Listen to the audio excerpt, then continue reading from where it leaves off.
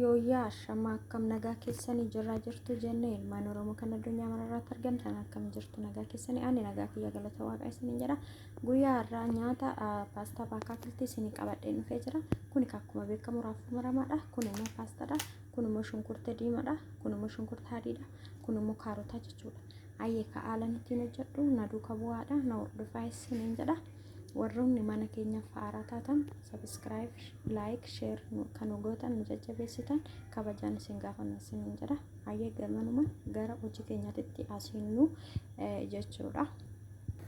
Egaa ka amma bishaan kun aadafee jira paastaan itti naqaddaa jechuudha. Paastaa odoon itti naqeen dura zayitii xiqqoon itti naqaddaa jechuudha. Maaliif akka paastaan walitti hin qabannee fi na gargaaraa jechuudha. Akkasii na duukaa bu'aadha. Egaa erga paastaan kiyya bifa kanaan aadafee akkasiin godhadhaa jechuudha. Maaliif shaawukkeedhaan jechuudha. Shaawukkee yookaan fallaana gurraa qabuun akkasitti warraanfadhaa jechuudha. Akkasiin godhaa warra keessaa jechuudha. Akkasii maaliif na gargaara akka walitti na jalaa hin qabanneefi jechuudha. Akkasii viidiyoo kana muddamaan isin waraabaa jira. Addaan kukkutee daddafee jechuudha. Maaliif ka egaa ka iddoon jiru ni beektu mana ormaati. Akkasii isiniin jedhaa kunu haala kanaan akkasitti walitti hin qabatu isiniin jedha. Ashaboorree itti naqaa jechuudha. Asumatti xiqqeessee. Ashaboon illee ni barbaachisa paastaa kana boodarrarri ni barbaachisa jechuudha. Maaliif ashaboo itti naqadha hamma bakka akka booda ashaboo hin qabne natti hin jedhu inni nyaa'u jechuudha. Akkasii isiniin jedha haala kanaani isiniin jedha amma kan wantootan isaaf paastaa kanaaf qopheeffadhe isinitti agarsiisaa na duukaa bu'aa isiniin jedha. Egaa kunooti kuni kaarota akkanatti ni borrofadhe jechuudha. Isa kanaan borrofee isa kanaan jechuudha. Isinitti mudata jedhee mudata.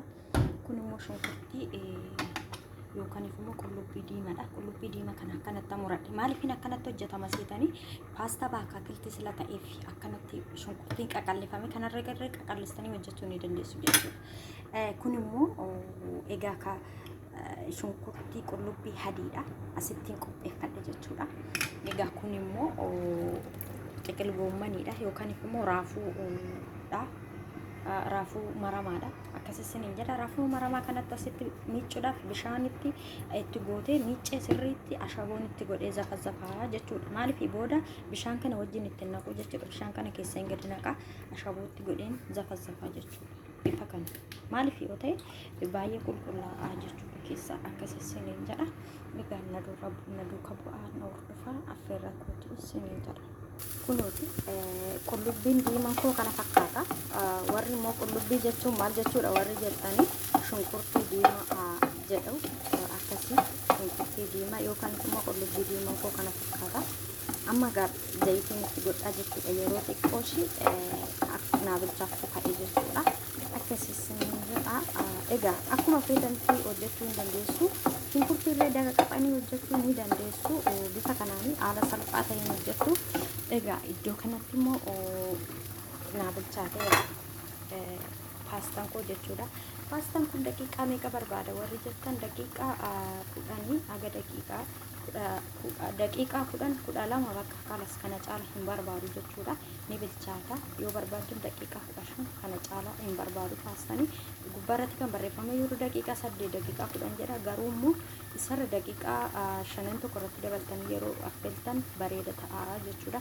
Aga hamma kana namni miicadhaa keessaa jechuudha. Mana bilchaatee jira paastaan kiyyasii jechuudha.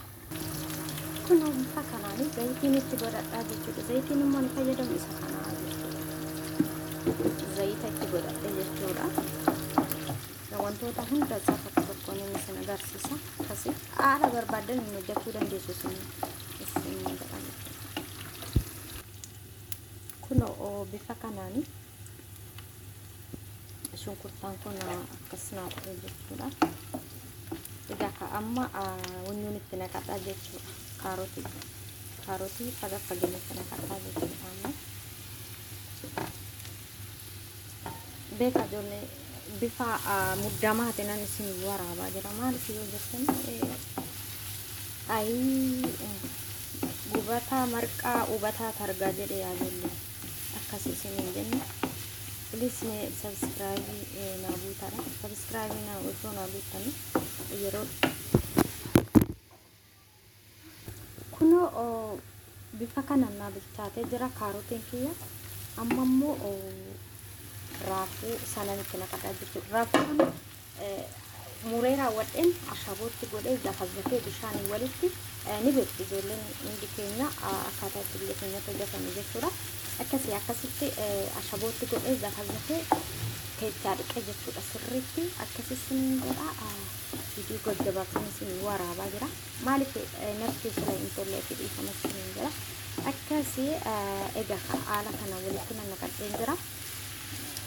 Ayyee na duukaa bu'aadhaa na hordofaa isin jedha ijoollee hedduu mi'aa'a. Paastaa baafaa kiltiin baay'ee qallaadha hedduu mi'aa'a hojjeta nyaatadha isin jedha haala kanaan. Ayyee taa erga bilchaatee wajjin nyaannaa jechuudha.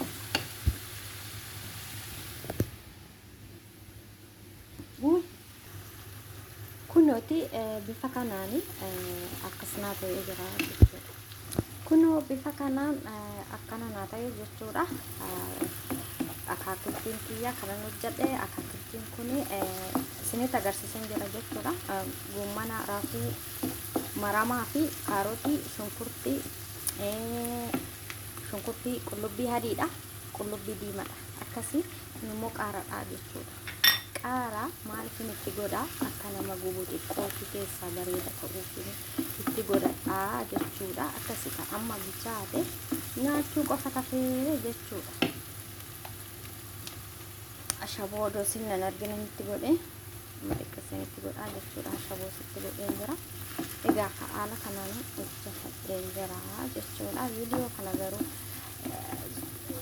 ala natti hin mijanne nasin waraabe yaaduma hoggaan kiyya hojjetadhu kana maaliifan kana waraabne malee natti tolee miti. Egaa rabbinaan kadhadhaa akkan biyya kana keessaa ba'u akkasii yeroo dhiyootti Oromiyaa keessatti nan gala yeroo san seeraa isin hojjedhe isin dhufe maxxansa jechuudha. Nyaata hadda ta'e nyaata babbareedaa jechuudha dhugaa rabbi. Ammaa fi tanumaan xiqquma xiqqoo tanan hojjedhe isin agarsiisa jedheeni. Aga sanatti garuu subscribe na godhaa yaa Oromooti yaa isiniin jedhaani gandan kadhadhu isiniin jedhaa Oromoodhumaan kadhadha. Oromoodhumti subscribe na godhu jechuudha. Akkasii yoo dhiistanirree rakkoon qabu. Akkasii isiniin jedhaa yaa saba koo baay'een isin jaaladha baay'een isin jaaladha. Egaa biyya keenya nagaa nu haa godhu jenna asumaani jajjabaadha isiniin jedha. Warroonni immoo mana madaamii keessatti argamtan warroon akka kiyyaa anirra yeroo kiyya fixachuudha ka'ee waggaa furii ergan mana madaamii kanaa dhufe umni koo umadhuma. Egaa wanti yaaddame hin guutamu fakkeenya amma egaa oduma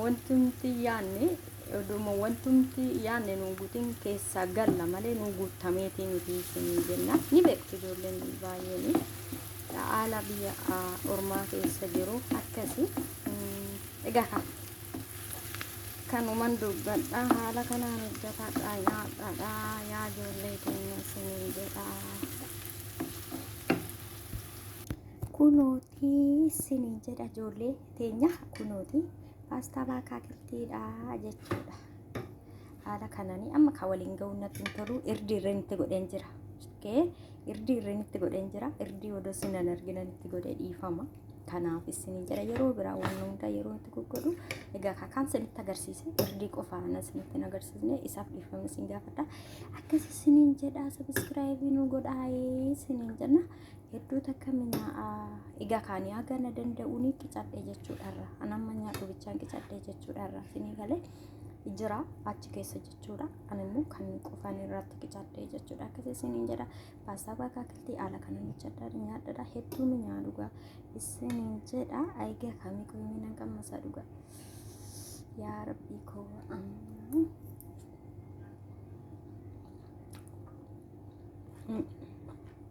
mi'aawudha reejool mi'aawudha baay'ee mi'aawa. Kunooti bifa kanaan hojjetadha nyaadhadha baay'ee mi'aawa isiniin jedha paastaa baakaakiltii haala kanaan hojjedhe guyyaa har'aa jechuudha. Aga viidiyoo biraatiin walitti deebinutti nagaan nu turaa isiniin jenna. Turtii gaarii isiniif haa ta'u. Akkasumarree affeeramtaniirtu koottaa nyaadhaa isiniin jedha. Daqiiqaa meeqatti keessatti hojjettu seetan ijoollee nyaata kana daqiiqaa 25. Dhugaa rabbii nyaata baay'ee qallaaliidha. Kanaaf daftanii akkanatti daqiiqaa 25 keessatti hojjettanii nyaachifatanii nyaattu jechuudha. Akkasii isiniin jedha. Ani mukobaa kiyyan jira waan ta'eef kana bichaan kun turee jechuudha. Akkasii isiniin jedha. Turtii gaarii isiniif haa ta'u. Aga viidiyoo biraatiin walitti deebinutti nagaatti naa turaan jedha. Isiniin jedha viidiyoon kun yoo isinitti tole share, like, subscribe san godhaayi akka yeroo biraa viidiyoo nan hojjedhu dafee isin bira ga'u isiniin jedha. Viidiyoo babbareedan hojjedha. Dhugaa yeroo mana Oromiyaatti eegale viidiyoo babbareedan nyaatuma kana isin hojjedha jechuudha. Akkasii nyaata biyya keenyaa beektu mitiire Oromiyaatti yaa keessatti jechuudha. Akkasii isiniin jedha. Aga viidiyoo biraa walitti deemnutti turtii gaarii isiniif haa ta'u obboleewwan koo. Nagaatti naa turaa isiniin jedha. Baay'een isin jaaladha. Hedduun isin kabaja. Akkasii isiniin jedha.